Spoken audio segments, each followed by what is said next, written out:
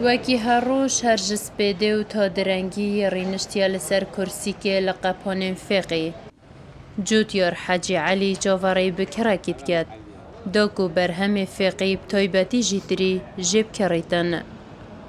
جوتیار یه دلتانگه جبر به سروبریا بازاری هر دیسان ارزان بونا بروبوم خمالی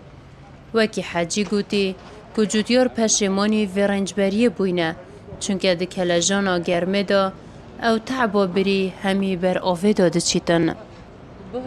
وان بروبومای چای بگوتری ما 500 هایی حتی 1000 باجان 1000 هایی حتی کیلو 400 جایی یعنی که ضرر جوتیاری تبید گلکه عارف خودی هندی بیش ضرره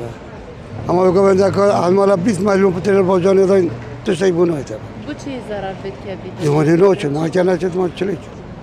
و بروبوم هنه بتدت نو بازاری دا یعنی خواست خلکی ام بجین تیرو خلکی هیا زیدهش نیما نوچه دمی مکا بگو باجان بچه عرضه جندی بده چطور زیدهش افصاله بر همه با جانم برژکا بلند روزانه تتا قپانن دهو که جبر کو چه کارگه هم بر هم اینانا تماطینین کو مفای جوی بر همی ور بگیرن برنگه کی کو صندوق قوام بتنه به 1000 دینار ده تفروتن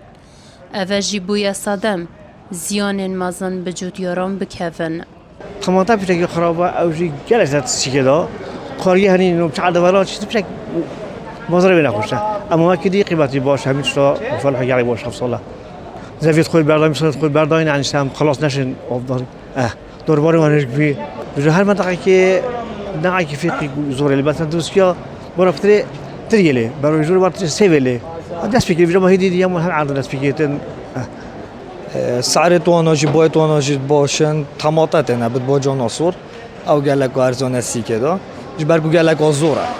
شقوت تا سیکه پتر تیتن ما چه کارگاه جنین نکوی تماطه ول بگیرن همی بخارنی ابو مالاف جاش برنده بای گلک ارزانه پارێزگە ها دهوکێ بە عەردێ چاندنێ گەلەکیە دەولەمەندە ساڵانە دگەل پێگەهشتنا بەرهەمێ خومۆلی ڕێژەیەکە هەرە زۆرژووی بەرهەمی دهێتە دناو بازاڕیدا بەلێ کەد و زەحمەتە وان جوتیاران دەرناکەویتن هەتا بەرهەمێ خود بازارên dihûkê ساغ بکەن gelek ji wan cûtyaran taybetî jî evên berhemên tirî bacan û xiyar û xox û pîvaz çandîn ev sala pitirî her saleka dî tûşî ziyanên maddî û wastiyanê bûyne. Peyman Berwarî, Var Media, Qeza Semêlê.